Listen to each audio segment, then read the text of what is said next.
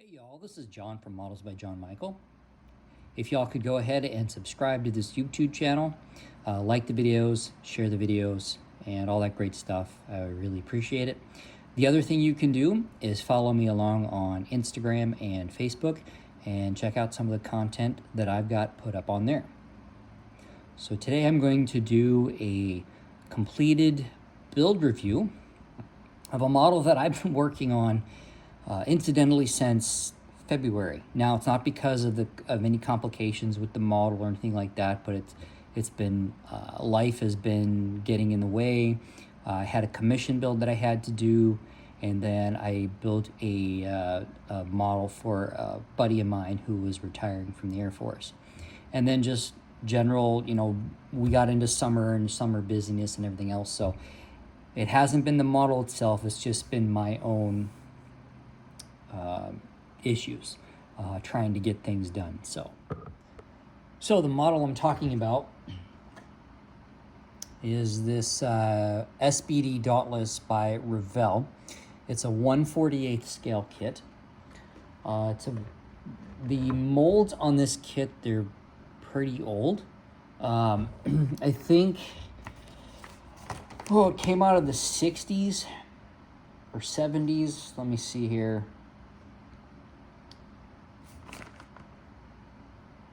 Well, the copyright on that it says 2011, but that's not right. The copyright on the box says 2012, but I believe the molds in this kit are older. They're much older than 2011, 2012. I've talked to some guys online. They built one of these things back in the 50s, 60s, 70s. And it's been the exact same kit for that long. So it really hasn't changed a whole lot. It's probably been reissued several times throughout the years. The kit itself is extremely simple.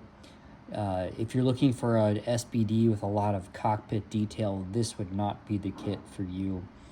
The detail is extremely lacking in the cockpit. It's very rudimentary, very simple, but that doesn't make it any less fun to do.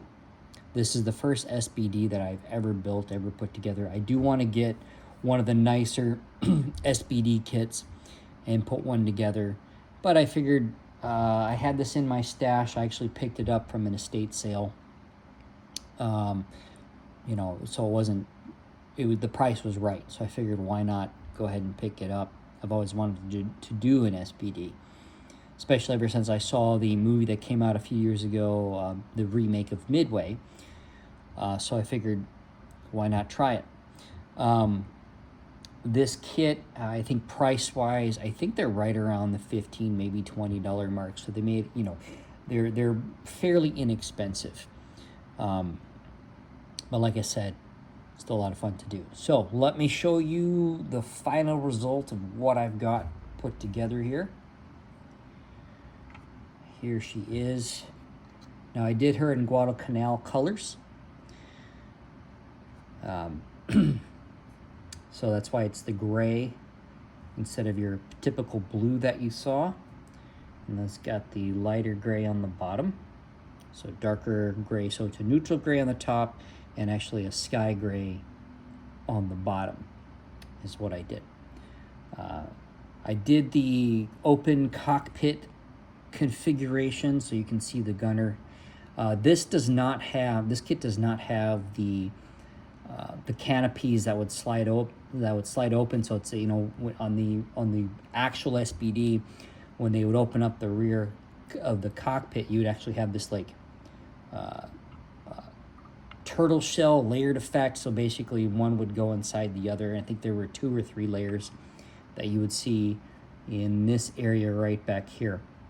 This doesn't have that. It's pretty much, they chopped it off and you have the front and you have the rear, and that's all you have. So I left it open. They do have another piece that goes back here which would completely close it off, but you wouldn't be able to see the gun sticking out or the gun or anything like that. So let me see if I can give you a close-up of the gunner. It's trying to focus on me. It's hard to do that. I'll put up good videos of it, or good photos of it so you can really see. But you got the pilot and the gunner in there. These are aftermarket decals. Some of them are from an Airfix kit, and then some are, sorry, Accurate Miniatures kit, and then some are from Starfighter decals. And then some are stock on here too, actually. But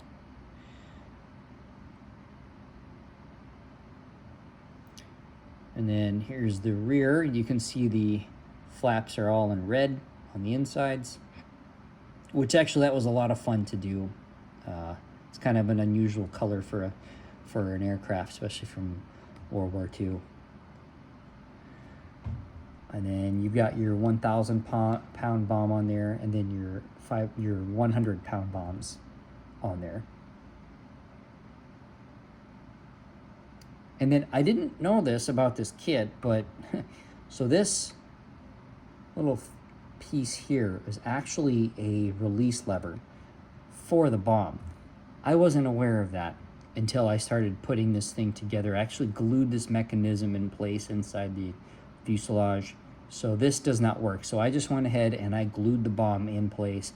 I left that piece there because by the time I realized what this was for, I was too far along in the assembly. So I was like, I'm just gonna leave it. And so that's why that you have this extra little knob sticking out on the bottom there. So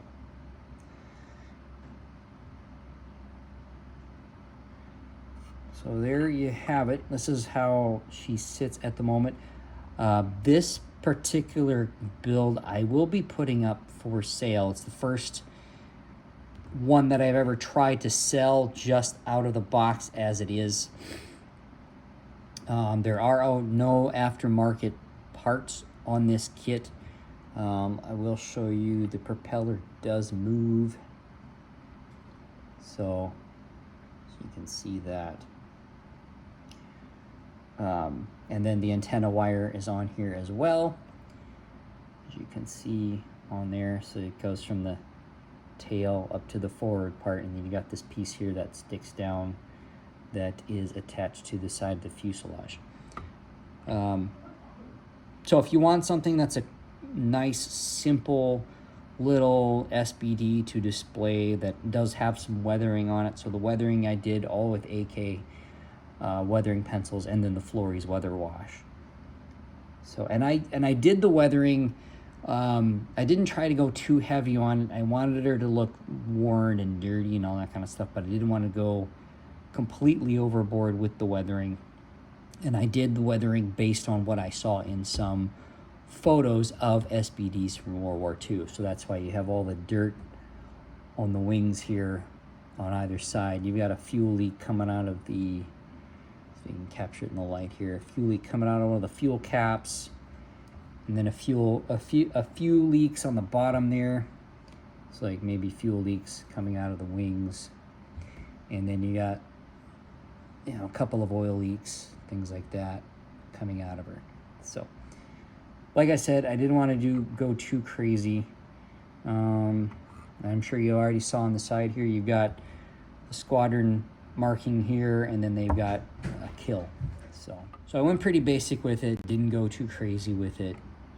Just want to kind of to get this one done and out there on the market for sale. Want to get this one done and just see if anyone would be interested in actually picking this particular one up. So if you do buy it, I will pack her real nicely. I have a styrofoam cutter that will cut the styrofoam. I'll do a custom package, all that kind of stuff. So to give it the greatest possibility of arriving from my door to your door, this way it's, you know, at least in one piece. So if you guys have any questions about anything, please let me know. I'd be happy to answer any additional questions about this particular build. So that being said, if anyone out there is interested in having a custom model built for them, I do primarily World War II aircraft. I do sci-fi stuff. But if you're interested in having me build a model for you and it won't cost you an arm and a leg, please let me know. I'd be more than happy to talk to you about it and see what you're looking for. That's all I got for today. Thanks for watching. Appreciate all y'all. Take care. Happy modeling.